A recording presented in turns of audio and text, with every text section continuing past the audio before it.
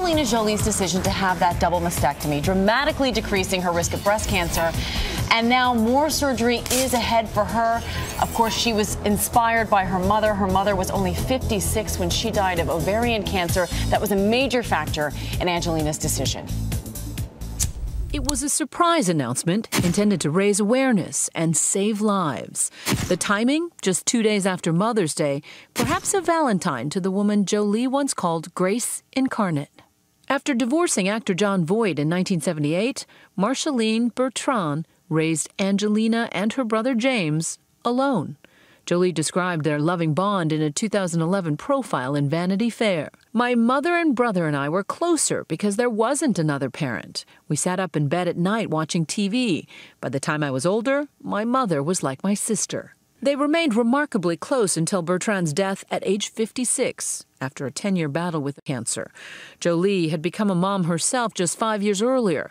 She told Cynthia McFadden her mom taught her the meaning of motherhood. She was completely full of love and kindness, and it's the legacy that she left. She didn't do anything other than love her children and raise them with so much care. And so she's taught me a lot about the importance of that, of just being, just everyday kindness. And I think it's the most important thing about being a mom. In the New York Times, Jolie wrote of cherished yet bittersweet memories of her mother, who held out long enough to meet the first of her grandchildren and to hold them in her arms. But my other children will never have the chance to know how loving and gracious she was. What Marceline really was a fantastic mother to Angelina, and Angelina wants to pay that forward and be a fantastic mother to her children. Jolie says she decided on surgery after her doctors told her the BRCA1 gene gave her an 87% risk of breast cancer. After the surgery, Jolie's risk drops to 5%, which she hopes will help her keep the role of a lifetime, that of mom. The most important thing is to let them know what a joy they are for you and what a pleasure it is to be their mother. For Good Morning America, I'm Juju Chang in New York.